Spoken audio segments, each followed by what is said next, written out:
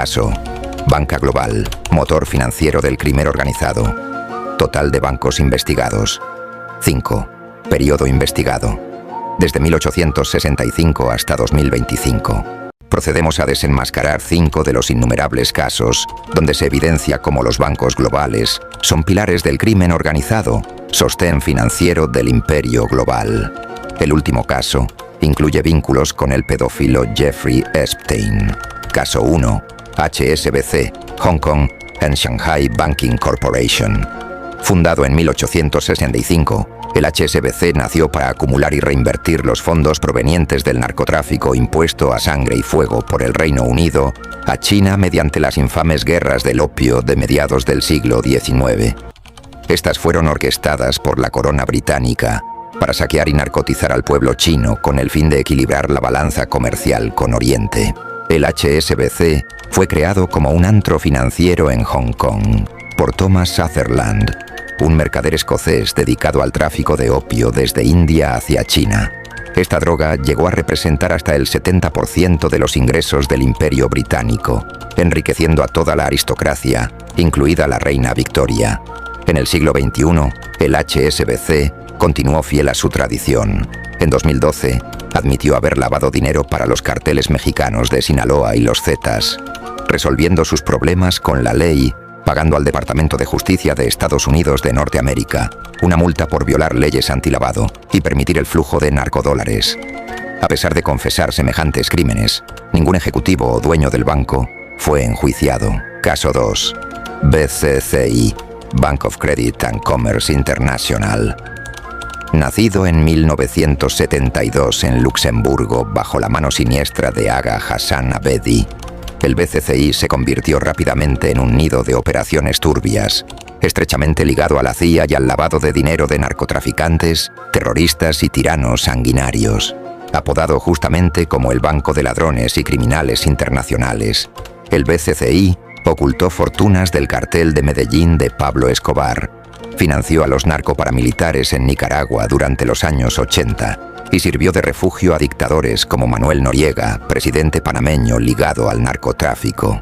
Para 1991, sus operaciones quedaron al descubierto tras perpetrar uno de los mayores fraudes bancarios de la historia, con pérdidas de más de 20.000 millones de dólares y una estructura corporativa diseñada para la evasión fiscal y el blanqueo. Aunque el banco implosionó, sus responsables apenas recibieron sanciones menores. Caso 3. Citibank, Citigroup. Detrás de la fachada de respetabilidad que ha cultivado desde su fundación en 1812 como Citibank of New York, Citigroup es en realidad un engranaje histórico del crimen financiero global. Su prontuario está plagado de operaciones de lavado, evasión y saqueo que han sostenido a regímenes corruptos, dictaduras y carteles. A pesar de ello, ningún alto representante de este grupo jamás ha pisado la cárcel. En los años 90, Citibank sirvió como cómplice del hermano incómodo de la política mexicana, Raúl Salinas de Gortari. Con su ayuda, más de 100 millones de dólares manchados de narcotráfico y corrupción fueron transferidos a Suiza y Londres a través de empresas fantasma. En 2017, el banco volvió a figurar en los expedientes del crimen. Una multa de 97 millones de dólares selló el caso de Banamex, implicado en el lavado de dinero de los carteles mexicanos. Nadie fue arrestado. En 1998, el Citigroup fue investigado por manejar las cuentas secretas de altas autoridades con un prontuario de corrupción demostrado. El Citibank se encargó de poner a salvo el botín en sus cofres globales, constituyéndose en un refugio para cleptócratas. En 2006, la Tax Justice Network denunció al Citibank por su cultura histórica de evasión fiscal y lavado, basada en un ejército de paraísos fiscales que actúan como guaridas del dinero sucio. En Argentina, durante la década de 1990, fue protagonista en la fuga de más de 100.000 millones de dólares que desangraron la economía y precipitaron la crisis más devastadora del país. Para esta operación utilizó bancos satélite como Mea Bank y Federal Bank, a través del cual se movieron fortunas hacia guaridas fiscales, siendo uno de los operadores bancarios que facilitó el gran saqueo al pueblo argentino, enriqueciendo a la misma casta política parasitaria que hoy, bajo el paraguas de Javier Milei, está repitiendo un nuevo ciclo de robo al pueblo de San Martín.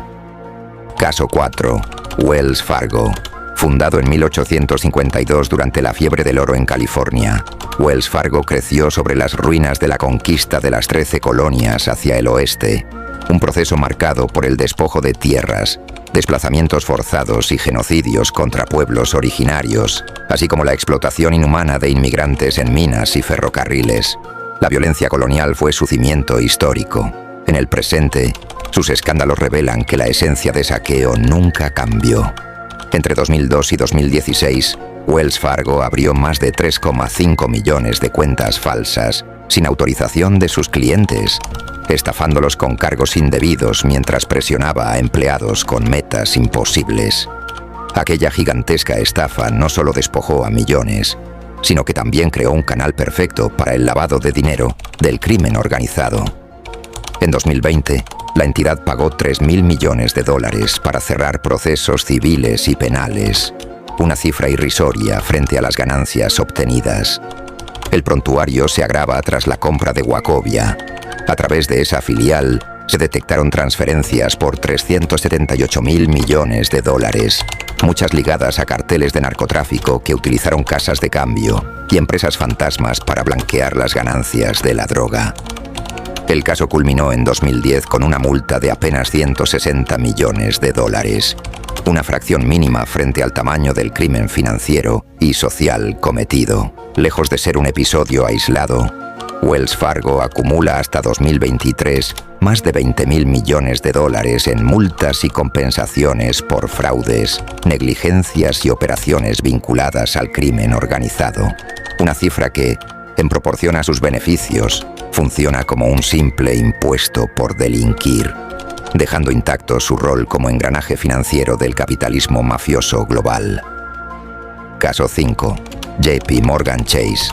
Creado en el año 2000 tras una cadena de sospechosas fusiones entre JP Morgan & Co., Chase Manhattan y Chemical Bank, este gigante financiero hunde sus raíces en bancos del siglo XIX que amasaron fortunas con especulación salvaje, monopolios industriales y maniobras de rapiña con el tráfico de opio y esclavos. Lo que hoy se conoce como Morgan Chase es en realidad un cartel financiero con corbata, un poder paralelo que lava dinero para estafadores, traficantes de personas y depredadores, protegido por un entramado legal que garantiza su impunidad. Basta mencionar el caso de Bernie Madoff, quien entre 1989 y 2008 ejecutó la mayor estafa piramidal de la historia, despojando a más de 37.000 personas en 136 países, un monto estimado de $65.000 millones. En un inicio, las entidades que más tarde se fusionarían en JP Morgan facilitaron la operación. Después, fue el propio JP Morgan Chase quien se convirtió en el eje angular del fraude, actuando como engranaje financiero de la estafa. Procesó miles de transacciones sospechosas y cobró comisiones por transferir dinero a paraísos fiscales. En 2014, el banco desembolsó $1.700 millones para cerrar el caso, una cantidad irrisoria frente a las ganancias obtenidas, mientras las víctimas jamás recuperaron lo perdido. Pero el capítulo más repulsivo del JP Morgan Chase, en los tiempos recientes, lo escribió con Jeffrey Epstein. Durante más de una década, incluso después de su condena por tráfico sexual en 2008, el banco lo mantuvo como cliente privilegiado, facilitando pagos que sostuvieron su red de explotación sexual y moviendo millones a guaridas fiscales. Cada transferencia fue un ladrillo más en la arquitectura de sus abusos. Sin duda, la trayectoria criminal de JP Morgan está cubierta con una alfombra de acuerdos extrajudiciales millonarios que funcionan como llaves maestras para cerrar expedientes, fortaleciendo la impunidad con la cual el complejo financiero se conforma como el motor orgánico para lavar la cara del crimen organizado en el planeta. Fin del reporte. ¿Crees necesaria una segunda parte de este bestsellers de crímenes cometidos en lujosos despachos del